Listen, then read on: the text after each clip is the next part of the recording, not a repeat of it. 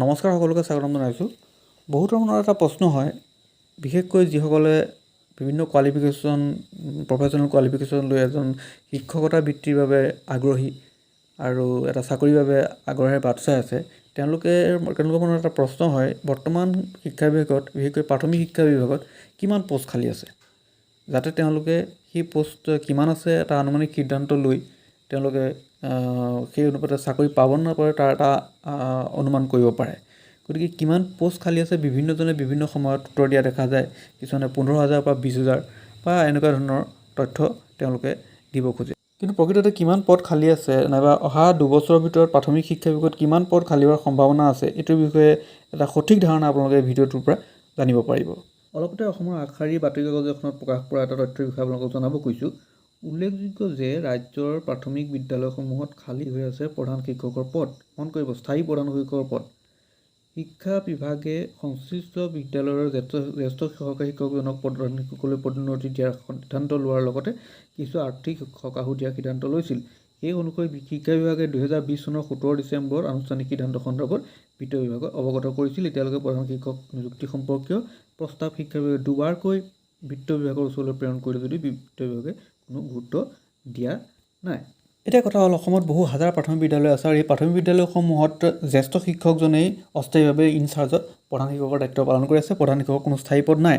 ফলত কি হৈছে, প্ৰধান শিক্ষকজনে মিড ডে মিলকে আদি কৰি মিড ডে মিলৰ বজাৰ কৰা, বেংকলৈ যোৱা, শিক্ষা বিভাগৰ অফিচৰ কাৰ্যালয়লৈ বিভিন্ন কামত অহা যোৱা কৰা ইত্যাদি এশাবৰী কামৰ বাবে তেওঁ শিক্ষাত মনোনিৱেশ ছাত্ৰ ছাত্ৰীক পঢ়া শুনা কৰাত মনোনিৱেশ কৰিব নোৱাৰে। ফলত এটা 30:1 অনুপাতত যি শিক্ষক ছাত্ৰৰ অনুপাত থাকিব লাগে সেইটো বাধাগ্ৰস্ত হৈছে। প্ৰধান শিক্ষকৰ পদ ক্ৰিয়েট হ'ব, যিটো প্ৰাথমিক শিক্ষক সন্মিলনে বাৰে বাৰে শিক্ষা বিভাগক অৱগত কৰি আছে।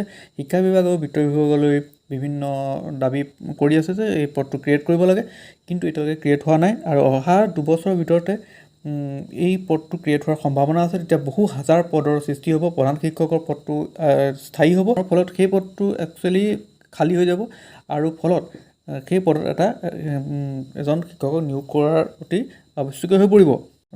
ৰাষ্ট্ৰীয় শিক্ষানীতি অনুযায়ী এইটো একদম ষ্ট্ৰিক্টলি ধৰি থোৱা আছে, 30:1 হ'বই লাগিব। গতিকে এই ক্ষেত্ৰৰ পৰা দেখা যায় যে একচুৱেল শিক্ষকৰ কিমান পষ্ট খালী আছে বুলি ক'লে এই প্ৰধান শিক্ষকৰ পদসমূহ কাউণ্ট কৰিব লাগিব, কিয়নো অহা বছৰৰ ভিতৰত 2023 ভিতৰত ইয়াৰ এটা আমি প্ৰতিফলন দেখা পাম। কিয়নো ৰাষ্ট্ৰীয় শিক্ষানীতিৰ ইমপ্লিমেণ্টেশ্যনৰ লগে লগে শিক্ষাত যিহেতু শিক্ষকৰ যিটো অভাৱ সেইটো যথেষ্ট পৰিমাণে কম কৰিবলৈ চেষ্টা কৰা হ'ব। ফলত শ্ৰেণীয়ে প্ৰতি 5জন শিক্ষক 5টা শ্ৰেণীত দিব নোৱাৰিলেও প্ৰাথমিক বিদ্যালয়সমূহত এটলিষ্ট প্ৰধান শিক্ষকৰ পদটোৰ জেগাত এজন সহকাৰী শিক্ষক নিয়োগ কৰা অতি আৱশ্যকীয় হৈ পৰিব। গতিকে বহু হাজাৰ শিক্ষকৰ পদ প্ৰাথমিক বিদ্যালয় যিমান আছে প্ৰায় সিমান পদৰ সৃষ্টি হোৱাৰ সম্ভাৱনা আছে অহা বছৰটোৰ ভিতৰত।